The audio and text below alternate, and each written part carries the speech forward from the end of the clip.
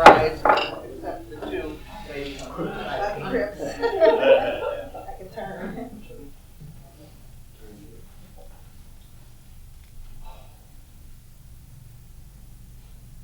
I pledge allegiance to the flag of the United States of America and to the republic for which it stands, one nation, under God, indivisible, with liberty and justice for all.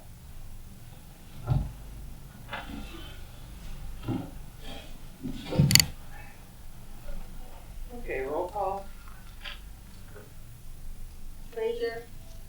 Reese. Here. Addie. Here. Elder. Here. Bible. Reese. Here. Here. Okay, does somebody want to make a motion to excuse Seth? I know he's not going to be here. I make a motion to excuse Seth Frazier. Angie makes a motion to excuse Seth from council tonight. And Sleep second. Okay, roll call. Reese. Yes. Addie. Yes. Elder. Yes. Bible. Reese. Yes. Sleep. Yes. Chris said he's coming, so he said yesterday. So is Christmas. Okay, council has a copy of the minutes from the last meeting. Are there any additions or corrections to the minutes? Okay. Council also has an agenda for tonight. Are there any additions to the agenda? Okay, before we get started with the readings, we have a speaker tonight. Lee Swartz is here to speak about the Lower Sandusky Cemetery. Sure. Okay, so Councilman Reese, you asked me last time what the rule is and how it's to be governed. And so there's two answers, but they're all state answers. There's no local ordinance, there's no local city code. So because the public service, which would be safety service director, controls the appointment of employees for the cemetery and the maintenance of the cemetery, all he has to do, because there's no money being expended by council at this point, then he can just say to Mr. Schwartz, you go ahead and do whatever you need to with the cemetery, and you want to start cleaning it up, you want to do whatever you want to do, that's fine. And council doesn't have to do anything with it. They can bless it as well, they can say, we're thrilled that it's going on, but they don't have to actually formally do anything. If money is spent, much like any other time that we ever do anything, then council has to step in if it's at a certain threshold. If it's below it, there's a certain threshold, they may not even have to step in. And that's the only two codes that apply for the answer to your. So if he raises money, then he can do money he wants with it. We don't have to, we have no you don't have control to. over that. So if we don't want the purple flowers planted, then he's, it's up to him what he's gonna do. We don't have any say on it. You know, what we can say, you always have to say, but from a legal standpoint, what you asked me is, do you have the power to say it's okay? That's what you asked me. The answer is, you don't even have to say it's okay. He can say it's okay. However, my response to you, Councilwoman, is you know this. Your input is always appreciated just as well as every other council member. And what I would say is, as in my role here and working with Mr. Frost and working with Mr. Swartz, we would still work with Mr. Swartz and have a plan, and we would still include council. I mean, this is, to me, I don't want to make a molehill into a mountain and try to make this bigger than what it is. This is no different than, what we've learned is this is no different than any other park project. So you all, as a council, as the public, always have the opportunity to give input to the administration so we can ultimately try to do what's best for the community. And we would take those same initiatives here. I don't want to speak for council, but I believe as a council, you are just as excited as we are as the administration to have somebody like Mr. Schwartz who's willing to step up and help even volunteer and lead the sector, right? We always appreciate our volunteers, whether it's from an organization or from an individual standpoint. So to me, I just look at this like another opportunity to do, I know this sounds like a political speech, but it's true, to do some of the great things that we've already been doing in other places, just in another location. Continue. To continue. And we will inform council as that continues, and we will ask council if they want to help, if they want to volunteer, or there may be something that comes to council support from a legislative ordinance role from a budgetary or monetary standpoint. And I believe that you do have some pictures in front of you.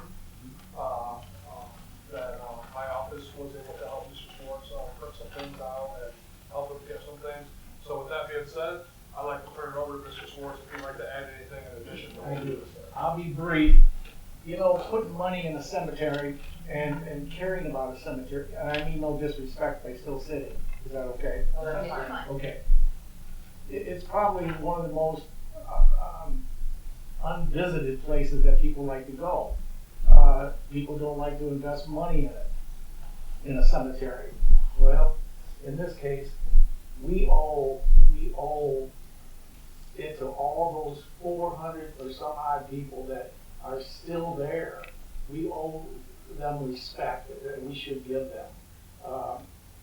I had a drawing, no, I know we did a pencil drawing. That's just a rough draft of the idea about how to transform this cemetery. Are you familiar, all of you, with the old water tower? Now, the city would have to grant this entrance from the alley and close off the Main Street entire, close that entrance off entirely.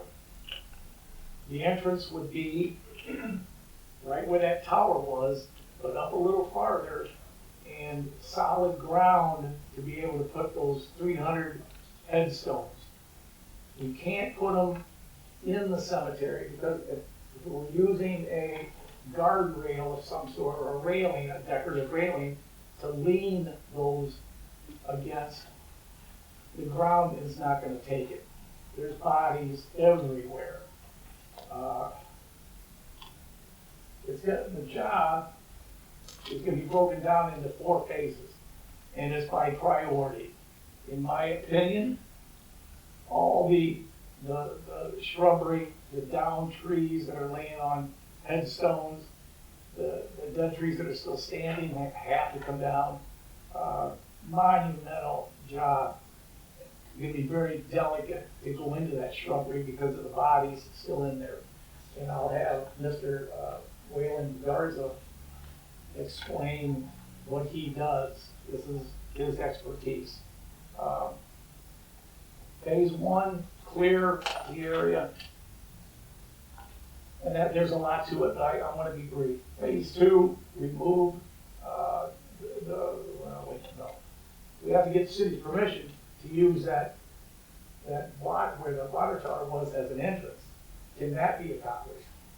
I think, for tonight, I'd rather just have you talk about your ideas, and then more when road decisions have to be made, I'd like to have that discussed in a. Okay, phase 1, remove the brush, down trees, dead trees, blah, blah, blah. Phase 2, erect a substantial fence around the whole perimeter as the deed requested back in 1843, which was not done back then.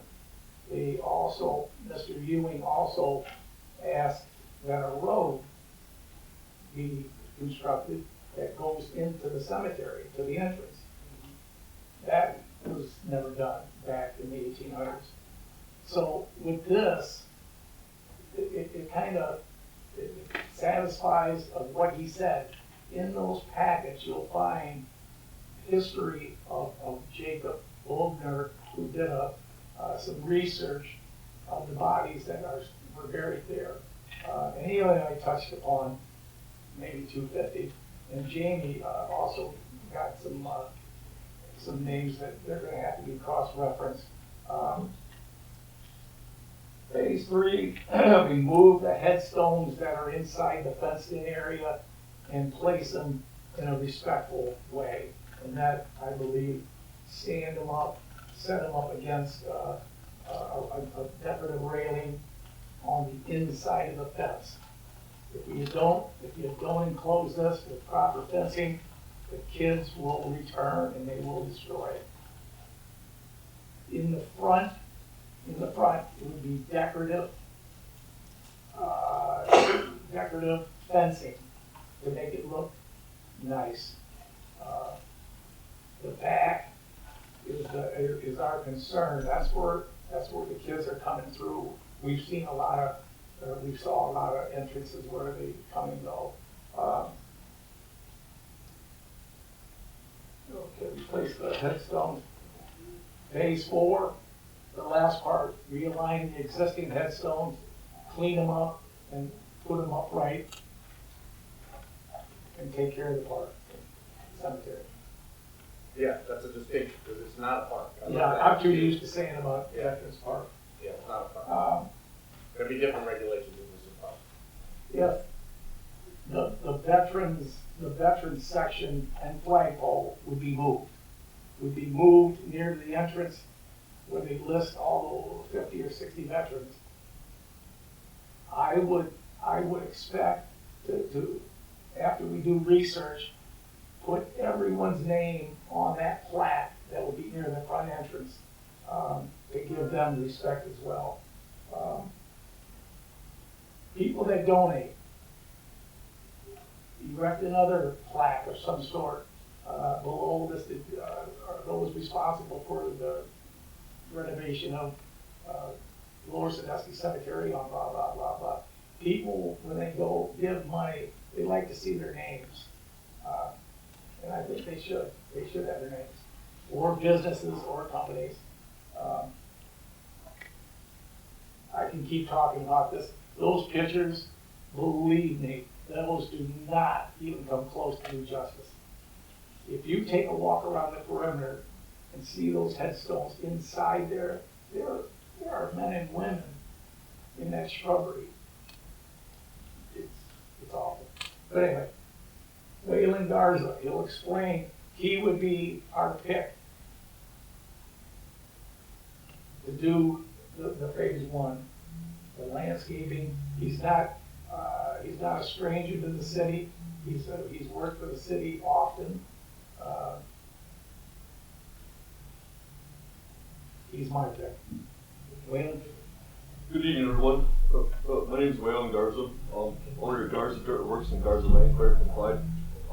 Been doing work in our community for the last 10 years, going on 10 years, ranging from Lorraine all the way to Toledo, Bowling Green down to Finley.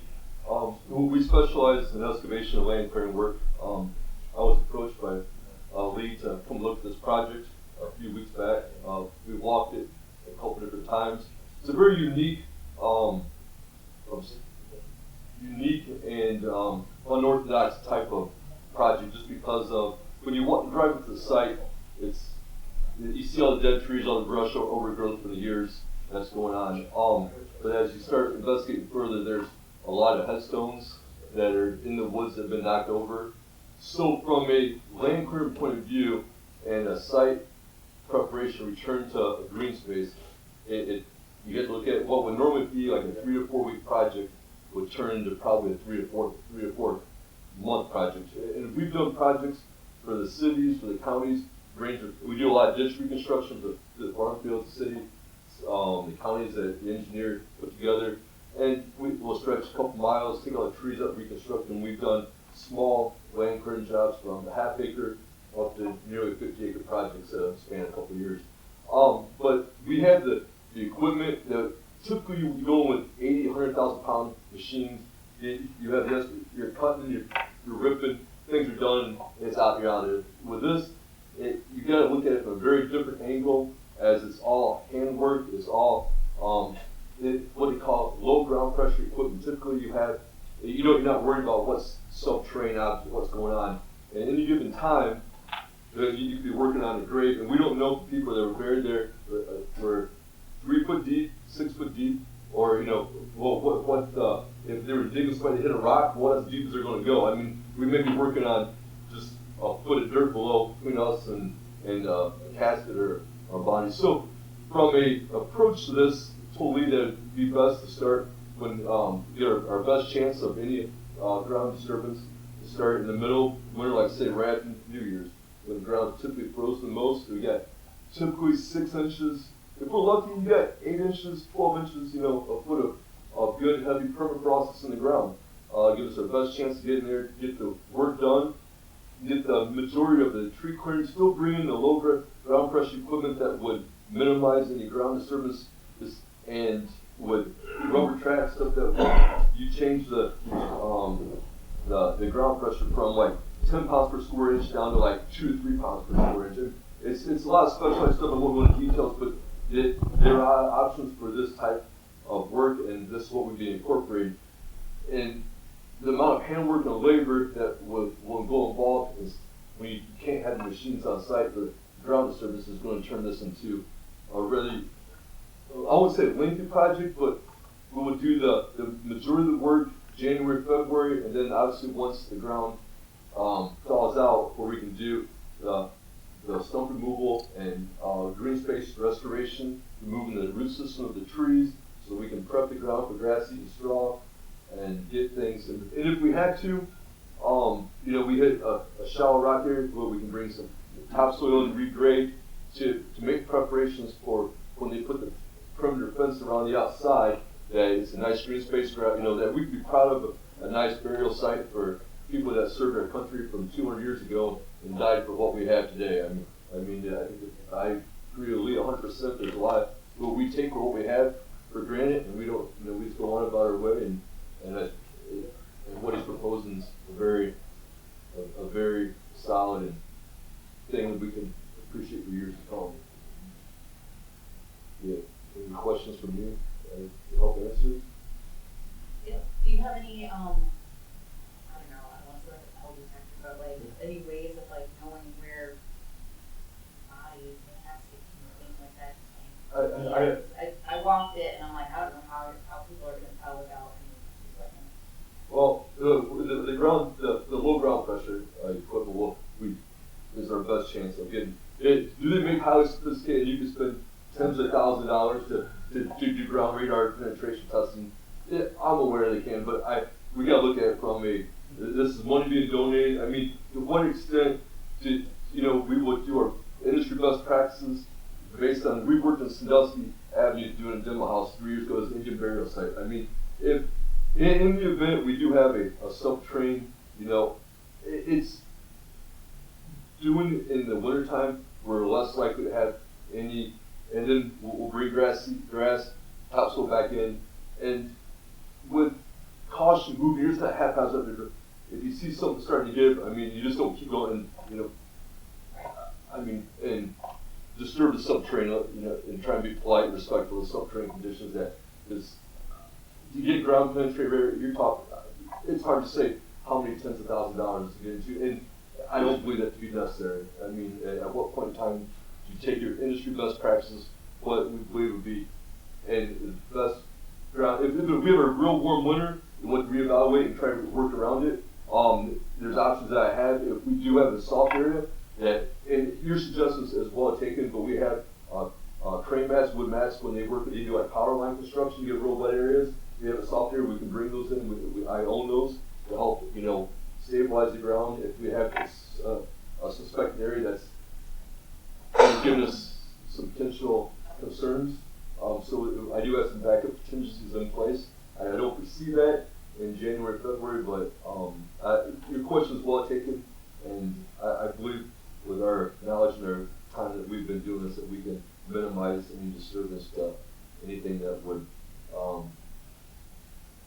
need to take that extreme step and that costly endeavor. I don't believe that to be necessary. Okay. I think we stop and think about it. Those bodies are buried in wooden caskets, from 1804, 1804. So that wood is probably rotten, right? Well, more than likely, the wood is, I wasn't here talking about that, but from a professional point of view, yes, the wood is, at this time, is probably. Angie, we have to treat that entire cemetery, the entire plot, as hallowed grounds.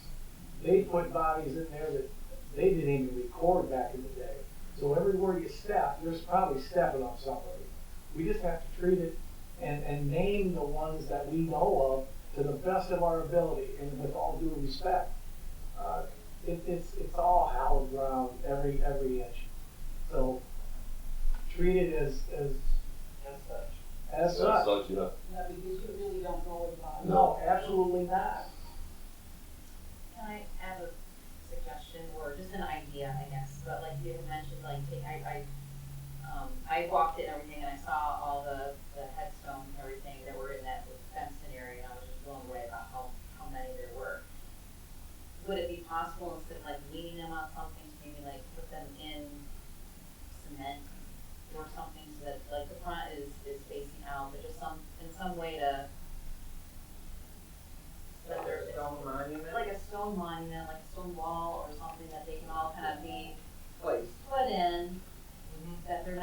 be any more damage. It's just an idea, just throwing it out there. Kind of like Arlington, where it's at least uniform. That's how it's gonna look, the way that we're gonna suggest. It's a lot cheaper. It's gonna be inside of a little prison, but a decorative prison.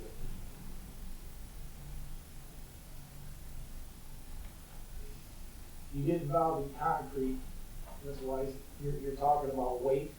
And we really don't know for sure if they didn't put bodies on that property either. For sure. We don't know for sure. We're just taking it the best way we know how, you know, and the cheapest, I guess.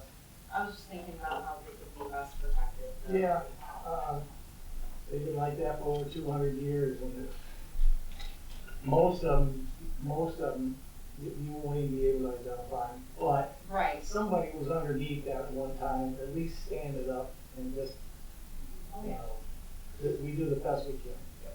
And anything that we would do, city council would be very well aware exactly what's gonna go on, no secrets.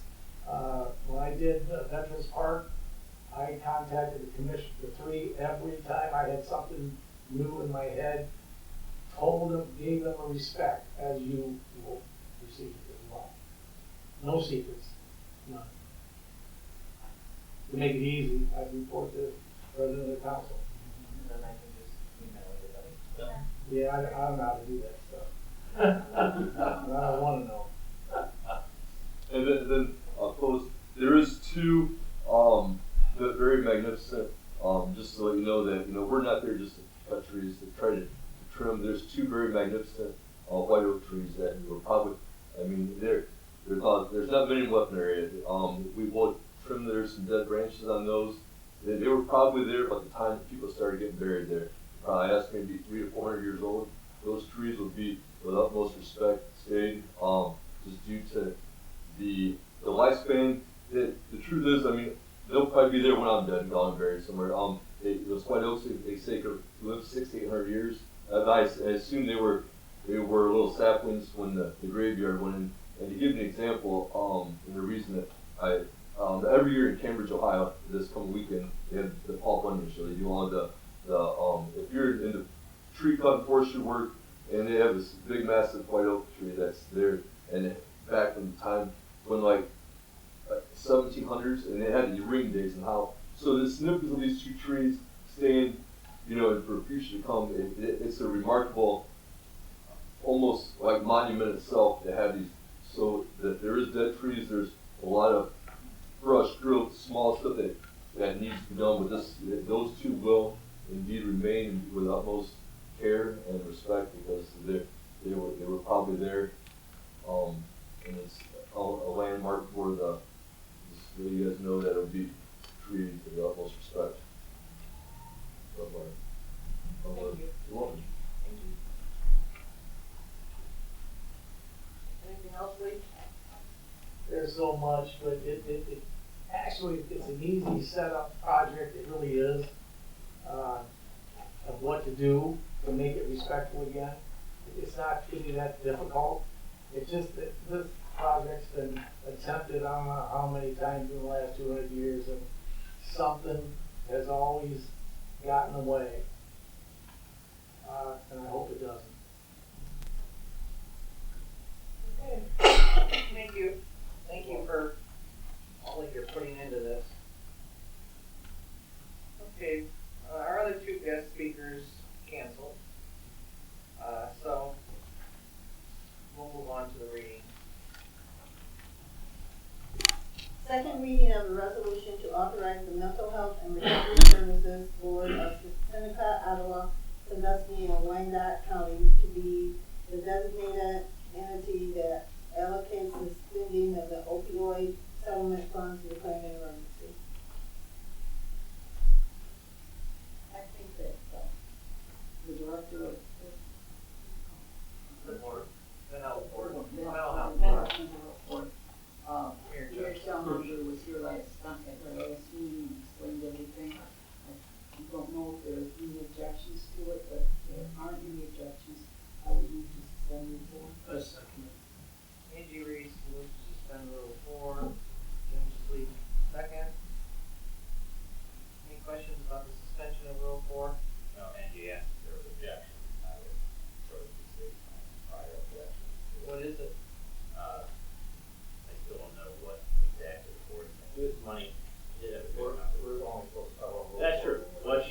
I know, objections, I know. then she has to put it in work. Well, I got you. So, We go back to the. go, go back, that's fine.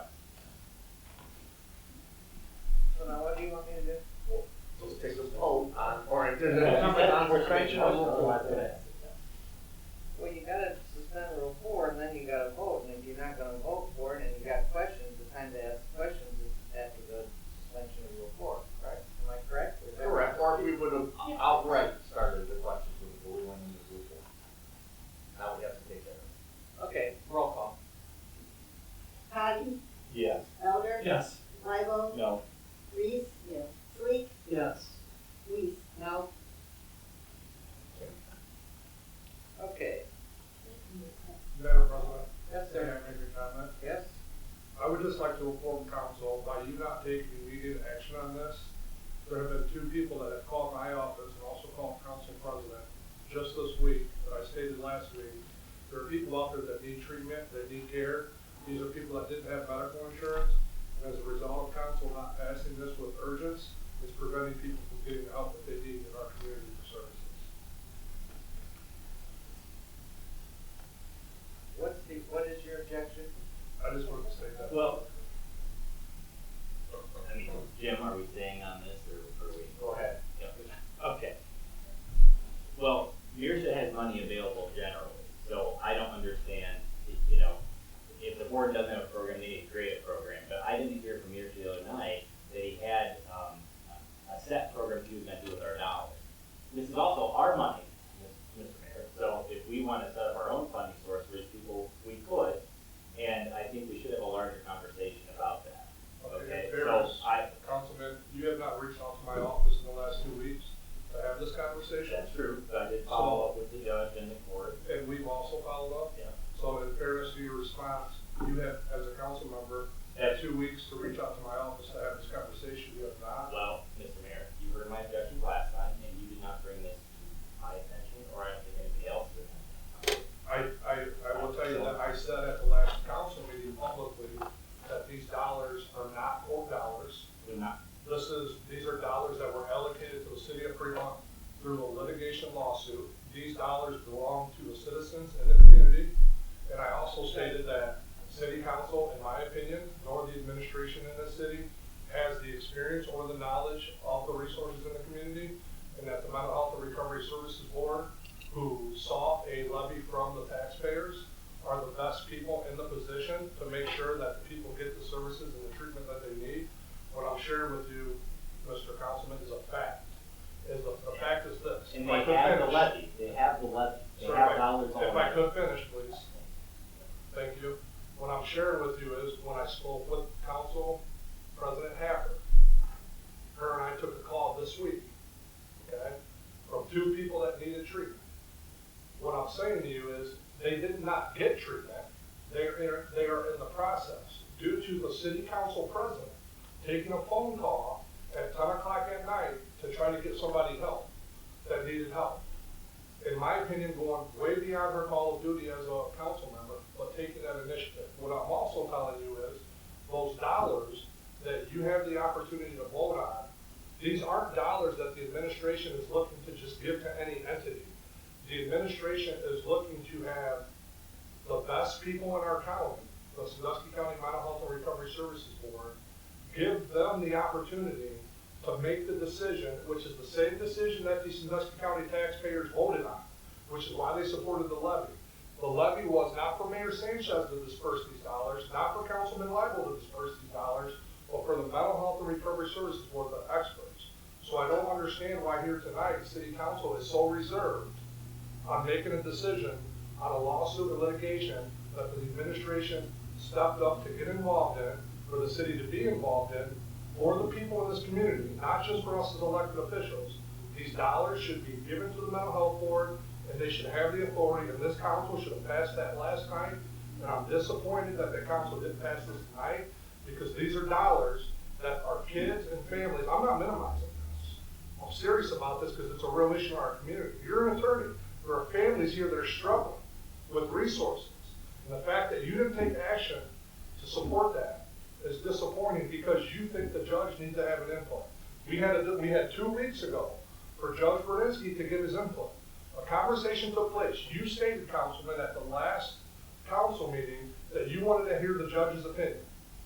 Okay, there are members here from the public defender. The judge is not here. It's not that the judge isn't here because he doesn't care.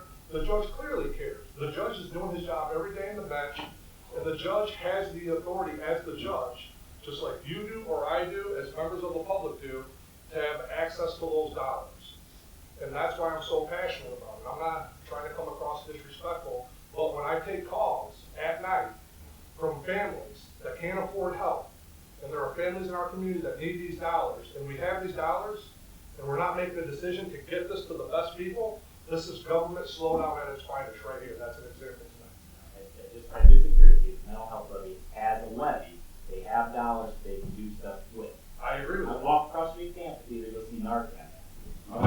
You don't think we could spend some of our money on the Narcan instead of relying upon a grant next time we need it? That's all I'm saying. Maybe there should be an amendment. Maybe we should save some of this money instead of giving all of it away right now for expenses that we have a city that we have, that we spend the money on. This money awarded to us, not to the board. Okay. That's all I'm saying. And I'm not saying I we respect that, right? Yeah, okay. I respect that, and I agree with you. And I think part of the reason cities joined the lawsuit was because municipalities across the state of Ohio bore expenses as a result of the crisis created by the opioid company.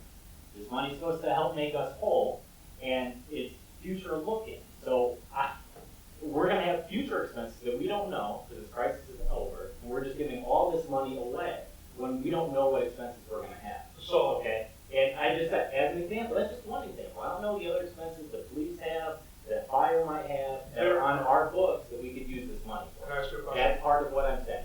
Can I ask you a question? Have you, and I don't want to spend all night with you. Yeah, I don't think. But and I'm not. And here's I said last time, I'm not against giving money. I Right. just want here's what my other things we could do. here's my comment back to you. And we can do this too. What you said, Right. we could do. Right. Prepare a resolution, an ordinance. We can do it. These dollars, though, to agree with you, Yeah. these dollars are guaranteed to be used in the city of Fremont, 100%. So these dollars are, we're not giving dollars that can go other places. These dollars are guaranteed to be used in the city of Fremont, number one. Number two is, Mental Health Recovery Services Board is doing us a favor. They are doing the city of Fremont a favor by taking these dollars on. There's no administrative cost to us to do this. The only thing I was asking council to do, respectfully, was to put these dollars in the hands of the people that make these decisions every single day. And in fairness to you as an attorney, I know you're here as a councilman, but I know you see the need as an attorney. Right. So, and I know you agree with the need. I know you're not against helping the people. And part of the, I'm not saying we give it to the judge, take it to the judge, whatever. My thought, if we sat night, before I even thought about Narcan, the other expenses, I don't even know. Well, we're not paying for those. Those are coming from the mental health recovery. From a grant, but we could cover them ourselves. But the treatment in the court, just for example. I don't want to be in the business of buying Narcan. I want to support the mental health board that does that. That's what they do. Well, I get it. I get it. I understand that. But just as the example that you said, or with the court for treatment, if that money was here on our books, someone comes in, someone doesn't then have to go to another organization to apply for it. We already have the money. Here's my You question. don't have to apply for it, you call them up, you call them your There's job, another step. but it can be done lickety split. But what are you going to do tonight, Councilman, when you get a call to get someone help? Who are you going to call? Well, you call me your shot. No, I know who I'm going to call. Who are you going to call? What do you? If you get the call, who are you going to call? So why would you not put the money in the hands of the person? He already has the money. That's what I said. Right? So what do you think the money should be spent for? I just told you. I didn't Just say for we're gonna. Narcan? I'm saying we have expenses now. We have expenses in the future that we What are don't they? know. Okay, I don't know what they all are. Okay. Well, neither do I, which is why I want to put the money in the hands of the people that do know what they are. But it's our money to use for our expenses. That's, and I'm not saying we don't give them some of it. But I'm just. So if we did have expenses, future expenses, would we go to workshop to workshop? Yes, for example, I'll give you an example, okay? So, these dollars can only be used for certain things. Right. Right? So we as a city can't use these dollars, I know you know this, but I just want to say this publicly, to buy the police guns, okay? These dollars have very specific use, and I went through the use. Number one, I believe council also was, I don't know if you guys were or not, emailed what these dollars could be used for. I believe you were, but I'm not sure. But anyways, these dollars are specific. I don't have the requirements with me today, but they're really specific to like treatment, okay? So for example, if someone needs treatment like they just did 2 days ago, the Mental Health and Recovery Services Board isn't in a position to just pay, the taxpayers, I'm just gonna say this out loud, the taxpayers are not in a position to just pay for everyone's AOD, alcohol, or drug treatment. They're not in a position to do that, so I think it would be unfair to say that there was a levy passed for the Mental Health Board to do that. Those dollars aren't just used for substance abuse, those dollars are used for mental health services, for proactiveness, for reactiveness, for youth, all the way up. Not every dollar is used in the drug and alcohol world. So we should clarify that publicly, so the community don't think that their taxpayers' dollars are only being used to pay for people's treatment that don't have insurance, okay? But what these dollars could be used for example, if the judge wanted to run a program down here, like an alcohol monitor device program, okay, say maybe someone's struggling with alcohol addiction, they could help pay for the bracelet to get it on their way, okay? But if someone wanted to get it to some treatment, it could help. It could help with like some drug testing. We had a new program open today. Who's the name of it right now? The old village house. The old village house, Fremont Connections. Some dollars could go to that, okay, like to help fund that, because they deal with families that are involved with AOD or mental health. Sheriff Hill, I don't know if anyone of you have been there or not, but he's running an excellent program out at the jail called the Ignite program. Some of these dollars could go to that. And the city, as the mayor, we have the ability, or even as a council, you have the ability to have some influence on where you want these dollars to go, or what you would like to see them spent on. What I'm trying to do is just take away the gap, take away the city, and allow the mental health board to use those dollars for their best fit. I serve on a few different boards. There's a Family Children First Council. Maybe you guys have attended, maybe you have not. But it's an excellent group of people in the community. Mr. Leibel and Mr. Melly. I know Mr. Melly has a lot of experience in the Guardian Atlanta. He may be able to speak on some different level the important need on where he knows these dollars can go. A lot of these programs are operating at bare bones. United Way's been a great asset to some of these other communities. And the only thing I was trying to do as a mayor councilwoman was just get these dollars. I'm not looking to just spend these dollars tomorrow. Well, what I don't want to happen is to get a phone call, and like I did. It was just ironic, Councilwoman President, and we got the call. And I just want to be able to say, and that's why I asked the councilman, what are you going to do when you get this call? Because I don't know if you guys get these calls or not, but I worked in the field for so long that I really do get these calls. And I just like to be able to pick up the phone and call the experts and say, hey, can you help me get John Doe into treatment, and know that there's dollars available for those kids and their families. Because the hardest thing to do is to tell someone you don't have the treatment available for them. And everyone in the community knows how passionate I am about this stuff. Well, it's hard to tell a mom or a husband or a wife or anyone that you can't help their family now. Am I saying these dollars are going to change the road and change Fremont, Ohio? No. But I'm saying this was an opportunity for council, in my opinion, just my opinion only, and maybe because of my knowledge and experience, to say, you know what? Let's give these dollars out now so we're not in the way. Government's in the way of too many things as it is. Let's cut the red tape. Let's give the dollars to the resources so the people can get the help that they need, and they can disperse these dollars as they see need. That's all I was asking. I know it kind of went a little sideways. Mr. Leibel's intent wasn't for that. I believe Mr. Leibel has good intentions and wants to do the right thing. I believe you do too. Okay. I just, I think sometimes, And I think I just wanted to have a little bit more discussion about Right. it, and I wish we could have. Right. Well, we did. Sorry, Angie, but I wish that we could have had this discussion. and I haven't had Right. any, I thought, shame on me, because I felt that by having the mental health board director here last time, that was the opportunity to answer questions, because the truth be told, he didn't come to us to ask us for this money.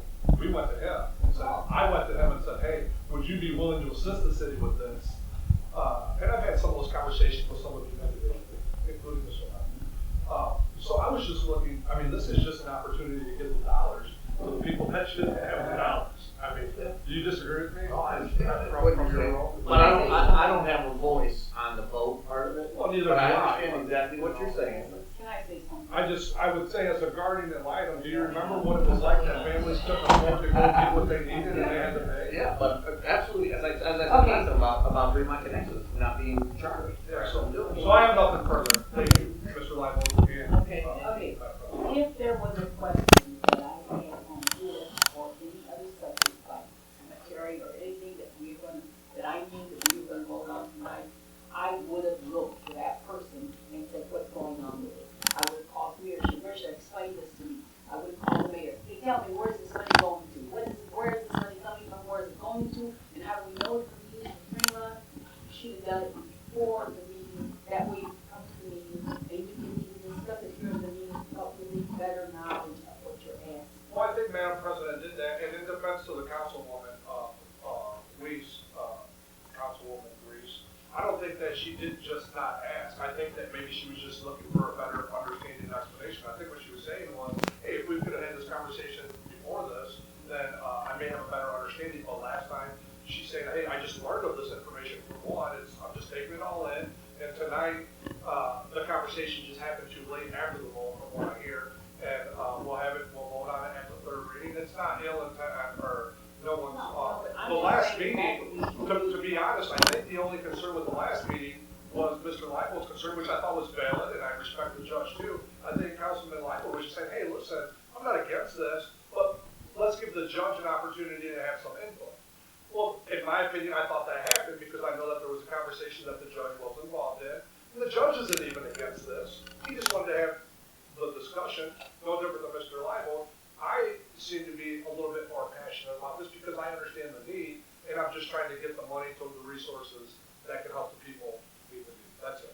So, Thank you. wait for another meeting. Let's hope that other meeting, that we have enough council. We only need four. We only need That one, we only need four. No. No, that's why I wanted to say that. Yeah, no one's against it. Well, just to interject, and I agree with you, Mayor, I think you should go to them, but at the same time, I be the devil's advocate. I mean, Ken, are there administrative costs to opioid crisis that we've had to incur as a city? Can you think of that at all? In reference to this money's going? No, just that, like, what Councilor Lyons is saying is that, are there, are there significant costs that we should be paying the money for? I mean, nothing specific, nothing that any other community wouldn't be facing opioid crisis. The only cost that we have is the cost of the Narcan and the other stuff that the Mental Health Recovery Services Board is on the table, which is, again, another reason why I'm trying to get them the funds. Right. That's it. Okay. Well, that's a question that came up. We have not had any expenses to this. And the reason why we don't have any expenses to this, we all care, it's just not in our wheelhouse. It's not what we all do for a living, right? That's what the Mental Health Recovery Services Board does. So that's why those expenses, I mean, cities aren't running treatment programs, they're not running jail programs, they're not running nonprofits. The job of the city is to support these people to help make them successful. That's that's what I believe our role is in this regard. So are we just moving on and? We have to, because if one person was gonna vote no, it's still not enough, we will have to three. Okay. All right, well, that constitutes the second reading of that resolution. Next. First reading of a resolution authorizing the Safety Service Director to sign an agreement with the Ohio Department of Transportation on behalf of the City of Fremont for a project to resurface State Route 53 from the 6020 ramp SLM 10.513 to the turnpike SLM 12.829 and declaring an emergency. Madam President? Yes. This is exactly as stated, ODOT, several years ago, actually a few years ago, not several, but we had actually passed a resolution exactly like this, and the state was gonna go out there and do the micro sealing project, that kind of went by the wayside. This is being revisited by the state, how they're gonna go forward with this project, however they need. This resolution from us is basically give them permission to do work in the city. Hey, your freakers is and stuff like that. Right. Yeah, we do have 20% match. However, we do have some money on the books with the state from the last time we did this. Because we did it. Correct. Anybody have any questions about this?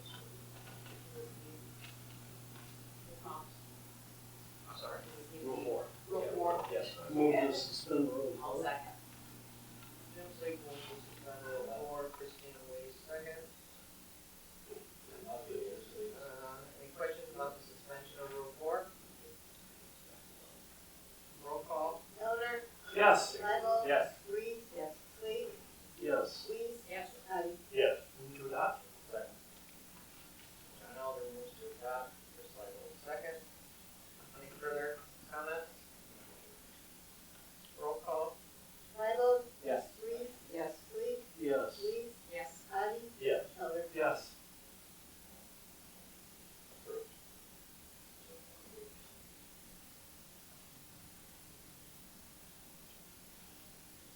Okay, next. First reading of a resolution designating a financial institution as a depository for funds of the city of Fremont, Ohio, pursuant to chapter 135 of the Ohio Revised Code and declaring an emergency.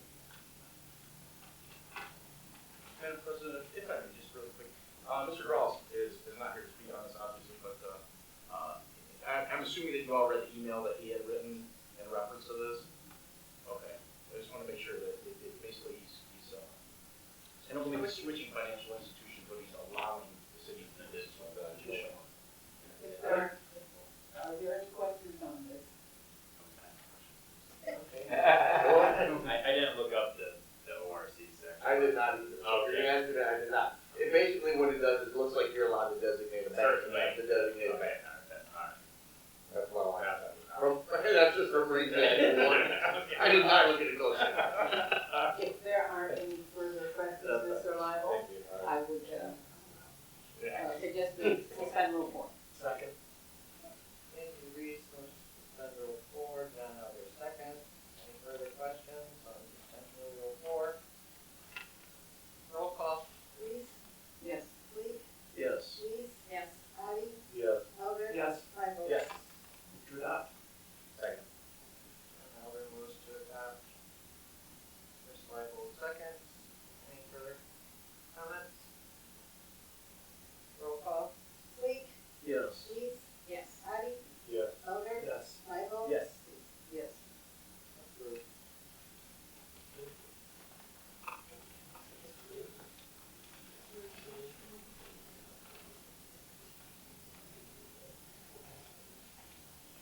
First reading of an ordinance amending appropriations within Public Safety Equipment Fund 420 and declaring an emergency. Madam President? Yes. Okay, so this is a budget adjustment, this is actually for our police cruisers. Like everything else, the price of cars and equipment and stuff is going up. So when we originally did the budget,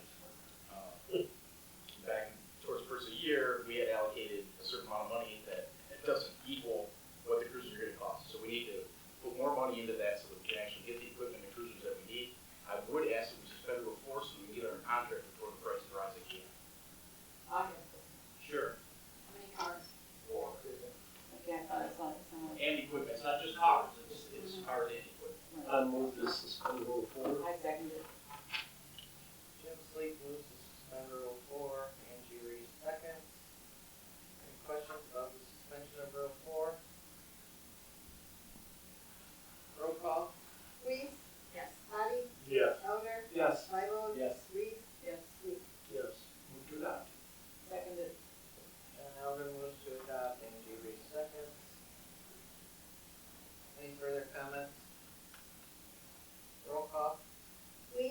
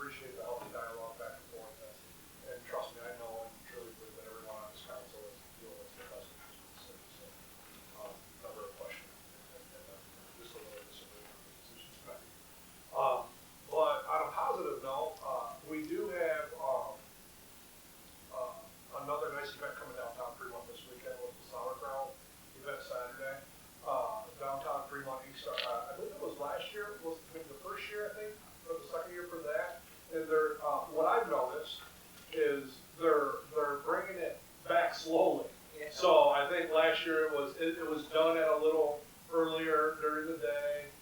This night, or, this weekend, it's going a little later, and they got, one of the things I thought was really cool is, just share with you, I'm gonna be, I'm not talking about it, take time. But Tiffany Jones, who works in our office, the water office, one of the water clerks, her mother was the last, sauerkraut, queen, so she shared everything. Oh my gosh. So, but what I thought was really neat is they're having a contest. Am I saying this correct? They're having a senior citizen contest for the sauerkraut. So I thought that was really cool to kind of relive, some of that history, and there's a lot of Are they gonna activities. soak in a tub of sauerkraut like that? They're having a lot of different activities. Now, are you ready for the negative? Yes. Okay, I gotta bring some negative. I'm catching a little heat as the mayor, so I wanna talk about this publicly. I'm gonna eat some sauerkraut. You know that saying, you're darned if you do and you're darned if you don't? Well, I feel like I'm in that situation. I'm not complaining, but I just wanna bring this to the attention of council. So, the Strand business is right next door. And as council and the public knows, I do everything I can to support every business in town as much as we can. I believe the amphitheater is a great asset to the city. It's a beautiful venue. Received a lot of praise, a lot of positive feedback, even from folks that didn't think that they could really even fall in love with it. The Glebas are here tonight. They went through, hacked through all of that. They've been very supportive of the amphitheater, and I think, they've really enjoyed the entertainment, just being a neighbor. Am I wrong? I'm kind of putting words in your mouth. Topical. Some of the time, right? So, well, my point is this, we can't make everyone happy, even though I'm trying, okay? And, I believe that, I had a council member call me tonight, and that there's concerns from the Strand, about a parking lot kind of being close for these events, right? Now, we said we were gonna do this, right? We said we were gonna do this. Like, this is what we said we were gonna do. We had planning, we had years of strategic planning. We had public meetings, we had planning.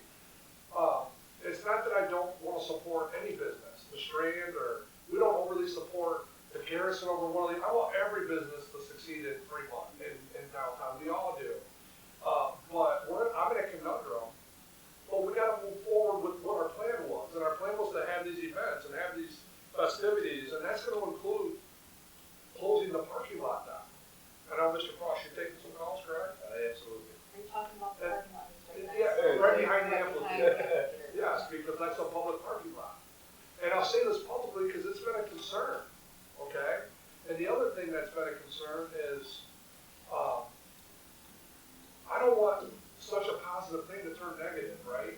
Like, as a mayor, I'm trying to keep everyone, working together. We don't want people not to want to invest. We don't want one person to think that they're better than the other, or that someone else is getting treated better than the other, right? I say this to say, we as an administration, or you as a council, sometimes we say we're doing too much for one person and not enough for the other, or we're doing this for this party and not that. Don't we take pride in that, and don't we say as a council, as an administration, we don't play that political stuff here, that we just want the right thing to happen? We're just trying to make good decisions. That's what we say, right? But our actions have shown that. We try to help members of the public when they come to us for help. We're trying to do the right thing, okay? I need council support. And you tell me, or tell Mr. Kern, or tell downtown Fremont, if we don't want to do this. Because we're close to losing people. People are getting tired. They're trying to do the right thing.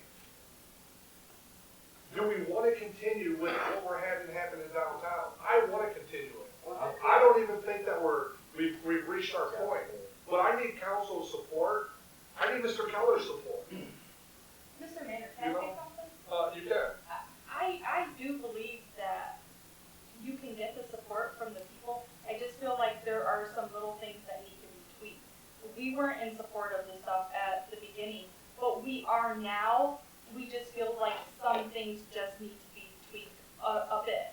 And parking would be one of them. Fair enough. And we have spoke with you about that. We have, and we knew, and thank you for bringing that up. Yeah. We knew, we talked about that publicly when we did all this, right? We had maps, we talked, people might have to, we laid all this out. Your parking spot over here is still faster to get there than it is, and we use a Walmart parking lot comparison. You can, if you park at Walmart, it still takes you longer to get to inside the store and park the store than it does to get amongst the radius here, right? find an issue. Empty buildings, Yeah, a dead downtown, nothing happening. What kind of issue do we want as a city? Do we want no one downtown and businesses to fail and people not to be successful? Or do we want growth and vibrancy and supporting the investors and celebrating our history with the Larry Michaels walks and, you know, the different events that are happening at the Strand or at the I'd rather amphitheater? support things You and know, have to so- walk a little further to a parking lot. I just want to plant the seed with council, and that's all I'm doing, is just letting you know that Ken and I have some tough decisions to make, okay? That not everyone might not like, but we're not making decisions for one, we're making decisions for an entire city. And we want to continue with the festivities. And we are still going to do what we can to work with the Strand or, you know, the Garrison or the VFW who just opened up their lunch menu. And we're going to continue to work with all these people, not only just as an administration, but I believe as a council too. Because I believe that's who we are and what we've done. So I'm not trying to go out of bounds, but what I would want to do is bring this to your attention, because what I don't want is cause from each and every one of you.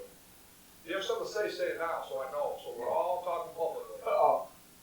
Let's talk about it and get it out, because I'm going to continue to move the city forward. I'm going to continue to support downtown. But if there's a concern,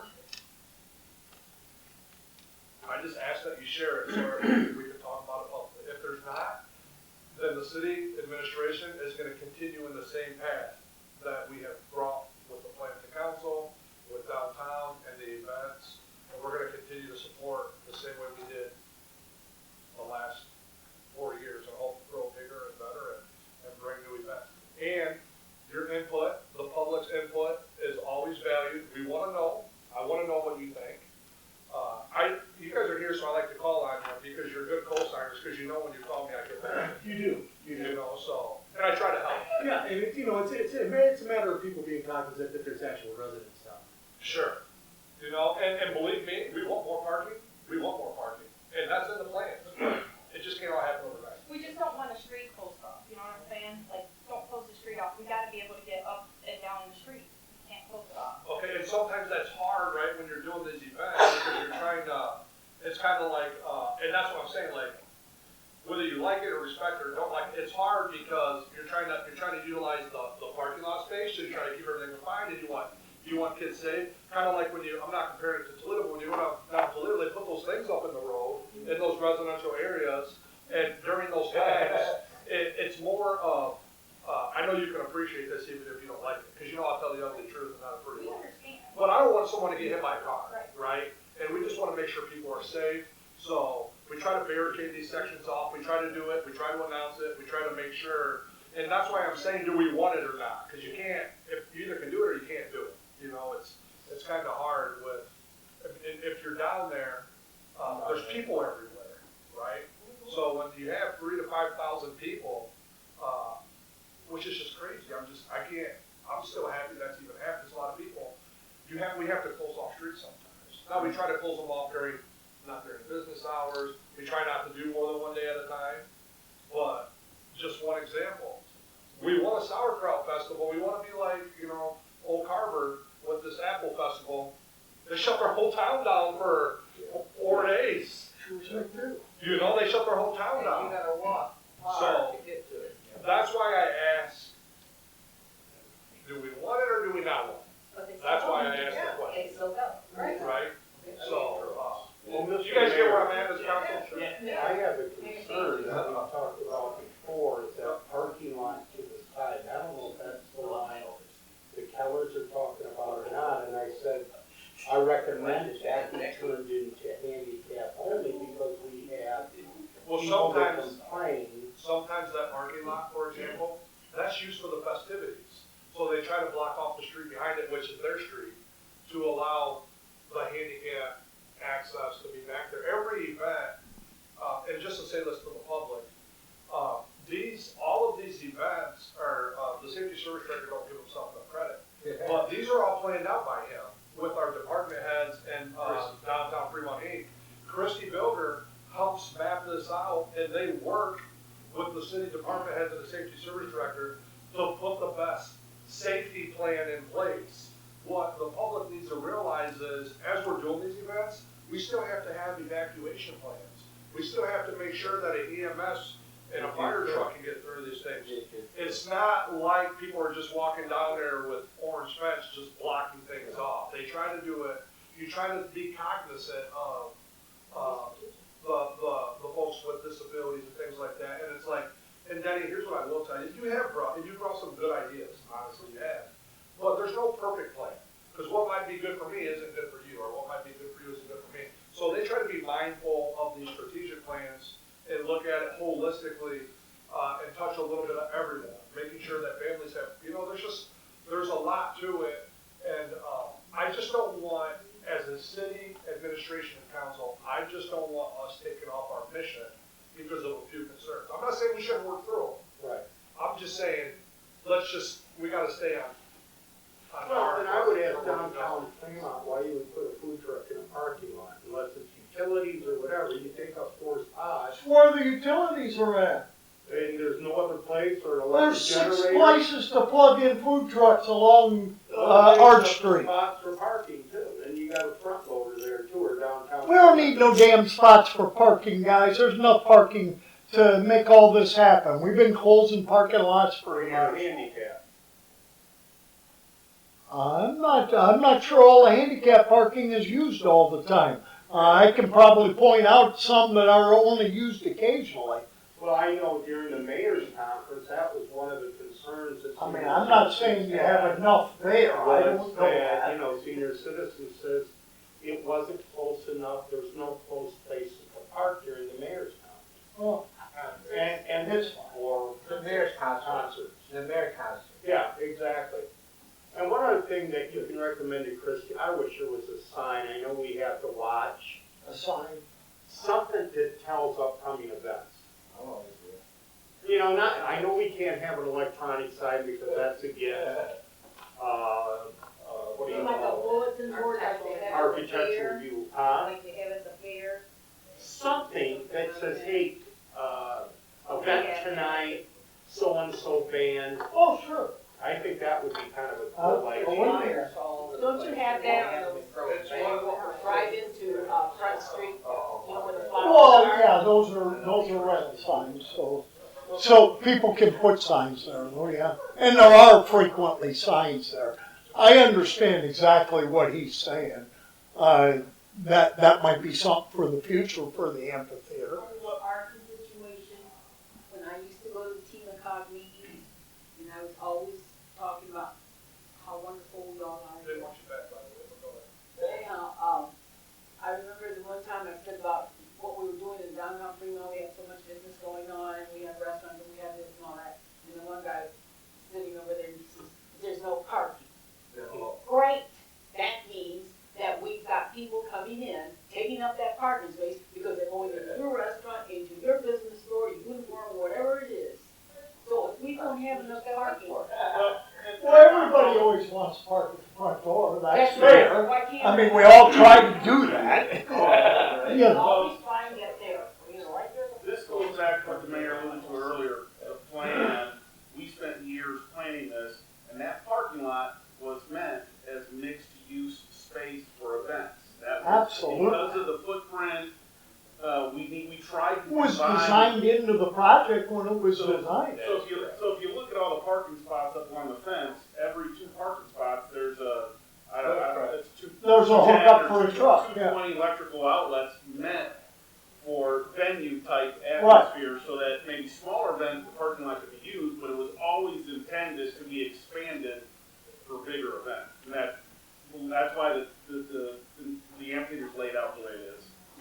The big parking lot in downtown is closed regularly. I mean, 7 or 8 times a year, that parking lot is 50% or greater closed. You know, I mean, even the Brat and Bruce thing used to always be in that parking lot. You closed the whole damn parking lot. I mean, I don't know, at some point. I know you were gonna say something. It's a little tongue in cheek. There's a grassy lot they could probably put to a better use. Maybe not for parking, but you could shift things. I mean, Well, and Mr. Weibel, so it's interesting because we're like, okay, that's not the first time we've heard that, to utilize that space to help resolve some of these issues, so I think that's on our radar to try to utilize that space. You probably don't have to own it either. We could probably use it or That's rent it. entrance too. If there was. No, you own it. You own it. The city owns it. No, the grass. The green space on Burchard side? No. Right. Closest one. Oh, the front street. Oh, that other green. I know exactly what you mean. Yes. I know exactly. You'll never own that. Won't be in this So way. on I'll be Saturday, dead we're before gonna you. have the sauerkraut thing, but on Sunday, which I'm gonna try and get to it even in my weakened condition, I'm going to be at the amphitheater from 2 to 5.